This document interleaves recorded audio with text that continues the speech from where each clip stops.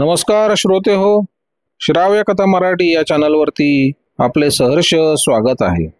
श्रोते हो, श्राव्य कथा मराठी या चॅनलवरती मी सध्या आपल्याला सुप्रसिद्ध रहस्य कथाकार बाबूराव अर्नाळकर यांच्या विविध रहस्य कथा सादर करत आहे. या सिरीजमध्ये मी आपल्याला एक विलक्षण कथा सादर करत आहे. कथेचं नाव आहे गोलंदाज. श्रोते हो, या कथेचा पुढील 10वा भाग. बरीच झोप काढून दुपारी जागे झाल्यानंतर श्रीकांतने सर्व हकीकत गोलंदाजाला सांगितली. ती हकीकत ऐकल्यानंतर गोलंदाजानं विचारलं, ही सारी हकीकत तुम्ही बंडोबाला सांगितलीत की काय? होय, फक्त माझ्या बायको संबंधी त्याला काही सांगितलं नाही. बंडोबा फार धूर्त इसम आहे, विचार करत गोलंदाज म्हणाला. जर तो पोलिसांच्या तावडीतून सुटला तर तुम्हाला त्रास दिल्या वाचून राहणार नाही. पण तुमच्या बायकोनं तुमचा इतका द्वेष का करावा? तिच्या भावाच्या आत्महत्येला मी जबाबदार आहे अशी तिची समजूत आहे. तिच्या भावानं मृत्यूपूर्वी काही लिहून ठेवलं होतं काय? ते मला माहीत नाही, श्रीकांत म्हणाला. तिच्या भावाचं प्रेत प्रथम कोणी पाहिलं? भद्रेश्वरानं. असं, गोलंदाज म्हणाला. श्रीकांत, तुम्हाला तर एकदम प्रकट होता येत नाही. 2 अत्यंत नीच बदमाशांशी तुमचा संबंध आलेला आहे. एक भद्रेश्वर आणि दुसरा बंडोबा. बंडोबाचीच मला जास्त भीती वाटते.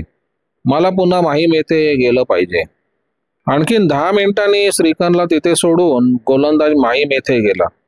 बंडोबाच्या घरी न जाता तो प्रथम तिथल्या पोलीस स्टेशनमध्ये गेला. तिथले इन्स्पेक्टर त्याला चांगले ओळखत होते. ते म्हणाले, मी बंडोबाला पकडण्यासाठी पहाटेच त्याच्या घरी गेलो होतो. वाटेतच बंडोबा मला भेटला आणि त्यानं एक बनावट नोटांचं पुडकं मला दिलं आणि तू हे पुडकं त्याच्याकडे ठेवण्यास दिलं आणि नंतर होडीनं निघून गेला असं त्याने मला सांगितलं. तुम्ही बंडोबाला पकडलं नाहीत काय? नाही, पण तू जर त्याच्याबद्दल काही माहिती दिलीस तर त्याला पकडण्याची व्यवस्था करतो. त्यानं तुझ्याबद्दल खोटं सांगितलं, पण पोलीस पुराव्याशिवाय काय करू शकत नाहीत. तू बनावट नोटांच्या फंदात कधी पडत नाहीस हे मला माहिती आहे, इन्स्पेक्टर म्हणाले. पोलिसांना असल्या प्रकारची माहिती देण्याची मला सवय नाही, गोलंदाज म्हणाला. पण मी आता बंडोबालाच भेटायला जातोय. बंडोबा मोठ्या खुशीत दिसत होता. तो गोलंदाजाला पाहताच म्हणाला, तुझ्याबरोबर भांडण्याची माझी इच्छा नाही. तू माझा पडाव पळवलास त्याबद्दल पण मी काही बोलत नाही. पण तुला आता मला फार वेळ इथे थांबवता येणार नाही, कारण एका बड्या घराण्यातली एक स्त्री मला आता भेटायला येणार आहे. ही तुझी नवीन मैत्रीण कोण? तुला तिच्याबद्दल काही माहिती नाही, निष्काळजी स्वरात बंडोबा म्हणाला. त्या बाईचं नाव वसुंधरा इनामदार आहे असं. अलीकडेच त्या बाईचा नवरा हरवलाय. वसुंधरा इनामदार इथे येणार आहे? गोलंदाजाने विचारलं. ती कोण? माझी एक मैत्रीण आहे. तू तुझ्या मित्राचं काय केलंस? ही वसुंधरा इनामदार कोण आहे? गोलंदाजानं पुन्हा विचारलं. ती माझ्या मित्राची बायको आहे. खाली बैस, मला तुझ्याशी बोलायचं आहे, गोलंदाजच्या खोलीचं दार बंद करून म्हणाला. तुझ्यासारख्यापासून काही लपवण्यात अर्थ नाही, बंडोबा नाखुशीने म्हणाला. यात जर काही फायदा झाला तर त्यात तुझा हिस्सा आहे. त्यानं सांगितलेली हकीकत जर खरी असली तर आपला बराच फायदा होण्याचा संभव आहे. तू त्याला इथून घेऊन गेल्यानंतर आमच्या हरीला वर्तमानपत्रातली काही हकीकत आठवली. तो श्रीकांत इनामदार आहे अशी तुझी खात्री आहे का? होय, मी मुद्दामूनच एका माणसाला त्याच्या ऑफिसात पाठवलं होतं. त्याच्या मॅनेजरचं नाव संपतराव असं आहे.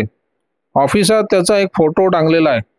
नंतर वर्तमानपत्रात प्रसिद्ध झालेला फोटोही आम्ही गोळा केले आहेत. बंडोबा, तू फार मोठा हुशार आहेस, गोलंदाज चेष्टेच्या स्वरात म्हणाला. मी हुशार असेन किंवा नसेन, रागानं बंडोबा म्हणाला. मनात आणले तर मी त्याला या क्षणी तुरुंगात अडकवू शकतो.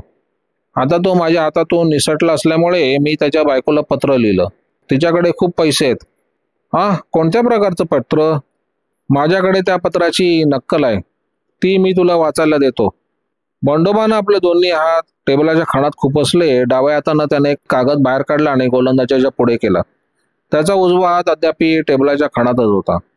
तो कागद घेण्यासाठी जेव्हा गोलंदाजानं आपला हात पुढे केला तेव्हा त्याच्या हातात पिस्तूल असून त्यानं ते आपल्यावर रोखले आहे असं बंडोबाच्या लक्षात आलं. तो तुझा हात बाहेर काढ, गोलंदाज म्हणाला. जर येथे खूनच व्हायचा असला तर तो माझ्याच हातानं होईल. बंडोबानं गाईगाईने आपला हात बाहेर काढला आणि तो म्हणाला, गोलंदाज, मला तुझं फार आश्चर्य वाटतं. माझ्यासारख्या मित्राचाही तुला संशय येतो. तू माझा काही मित्र नाहीस. त्यानं त्या पत्राची नक्कल वाचायला सुरुवात केली. सौ वसुंधराबाई इनामदार यांना तुमच्या यजमानांबद्दल मी काही माहिती देऊ शकतो. ते अतिशय अडचणीत सापडलेत, पण मी त्यांना बाहेर काढू शकेन. त्यांनी जे काही केले आहे त्याबद्दल त्यांना दोष देता येणार नाही. तो परिस्थितीचा दोष आहे. सूरजमलच्या दुकानातील चोरी संबंधाने मला जी माहिती आहे ती जर पोलिसांना समजली तर तुमच्या यजमानांचे अतिशय नुकसान होईल. मी त्यांना त्यातून बाहेर काढू शकेन, पण त्यासाठी काही खर्च करावा लागेल. तुम्ही जरूर पडेल तो खर्च करायला तयार व्हाल यात मुळीच शंका नाही. हे पत्र पोलिसांकडे नेऊ नये किंवा आपल्याबरोबर आणू नये. जर तुम्ही पोलिसांकडे गेलात तर तुमच्या यजमानांच्या मार्गातील अडचणी अधिक वाढतील. अंधार पडल्यानंतर मला भेटायला या. त्यानंतर बंडोबानं आपल्या घराचा पत्ता लिहिला होता. पत्र फार छान आहे, गोलंदाज म्हणाला. इंग्रजीत याला ब्लॅकमेलिंग म्हणतात. मी त्याला जोशी समजत होतो, रागानं बंडोबा म्हणाला, आणि त्यामुळे मी त्याच्यावर बराच पैसा खर्च केलाय. तू त्याला जोशी समजत असलास तरी त्याचा काही अपराध नाही तो. गोलंदाज शांतपणे म्हणाला. जर त्या बाईनं तुझं पत्र पोलिसांना दाखवलं तर त्याबद्दल तुला कमीत कमी 10 वर्षाची शिक्षा होईल. त्याबरोबर बाहेरून दार ठोठवल्याचा आवाज झाला. बंडोबाचा एक इसम घाईघाईनं तिथं आला.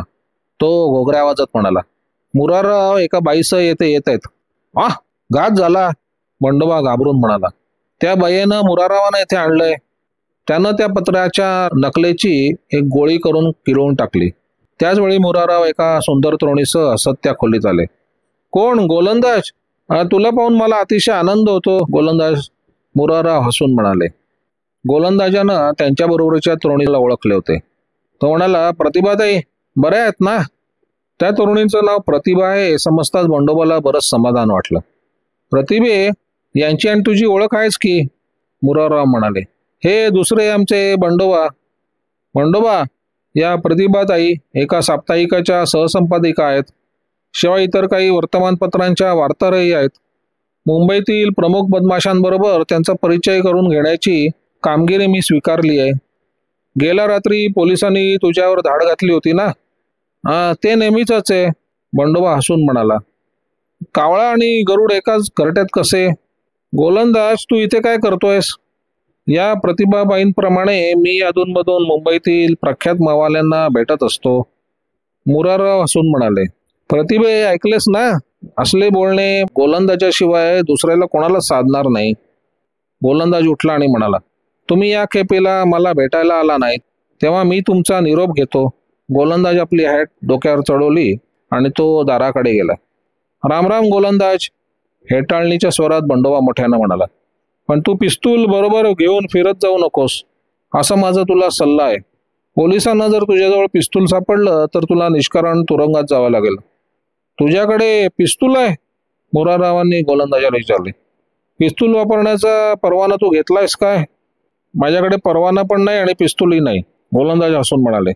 मुरारराव, तुम्हाला माझी झडती घेण्याचा काही अधिकार नसला तरी तुम्हाला खात्री करून घ्यायला हरकत नाही.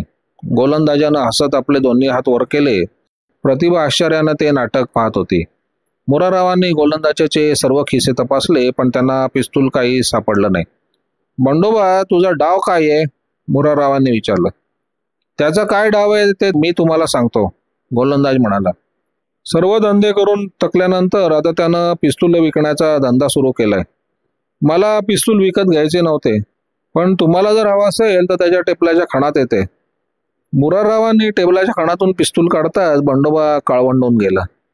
गोलंदाज बाहेर जाताना म्हणाला, आता तुमचं तुम्ही काय ते पागून घ्या. त्या घरापासून बऱ्याच अंतरावर गेल्यानंतर गोलंदाजाने आपल्या डोक्यावरील हॅट काढली आणि हॅटमध्ये दडवलेले पिस्तूल पुन्हा आपल्या खिशात ठेवलं. बंडोबाचे पत्र मिळाल्यानंतर वसुंधराने 2 तास तळमळण्यात घालवले होते. त्या पत्रामुळे श्रीकांत जिवंत आहे एवढं तरी तिला समजलं होतं. पत्राच्या शेवटी बंडोबानं स्वतःच्या हस्ताक्षरात लिहिलं होतं, 8 वाजता भेटावे. तेवढीच गोष्ट बंडोबानं गोलंदाजापासून लपवली होती. त्या पत्रानं तिच्या साऱ्या कुशंका खऱ्या ठरल्या होत्या. श्रीकांत अतिशय अडचणीत सापडला होता. त्या अडचणीत सापडल्याबद्दल ती त्याला दोष देत नव्हती. आपण त्याला ऐनवेळी दगा दिल्यामुळे तो अतिशय संकटात सापडला गेला याबद्दल ती स्वतःला दोष देत होती. ती त्या पत्रासंबंधी विचार करत असताना तिच्या मोलकरणीने भद्रेश्वर भेटायला आल्याची तिला वर्दी दिली. कित्येक दिवस तो तिला भेटला नव्हता आणि याही खेपेला त्याला भेटू नये असं तिला वाटलं. पण तिने विचार बदलला आणि मोलकरणीला त्याला तेथे पाठवून देण्यास सांगितलं. नेहमीप्रमाणे हसत भद्रेश्वरनं तिथे प्रवेश केला. नेहमीप्रमाणे याही खेपेला त्यानं एकदम भपकेबाज पोशाख केला होता.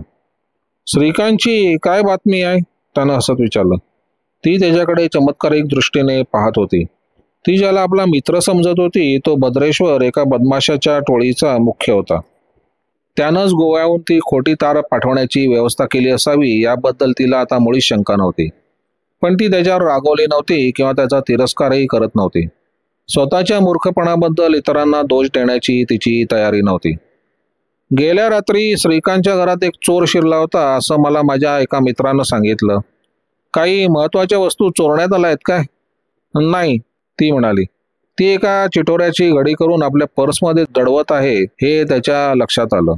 त्या चिटोऱ्यात इतकं काय महत्वाचं असावं याबद्दल तो विचार करत होता. श्रीकांत मोठ्या मजेत असेल, तो म्हणाला. तुला त्यानं कळवलंय का? नाही, पण तुम्ही आज संध्याकाळच्या पेपरमधली एक विलक्षण हकीकत वाचली का?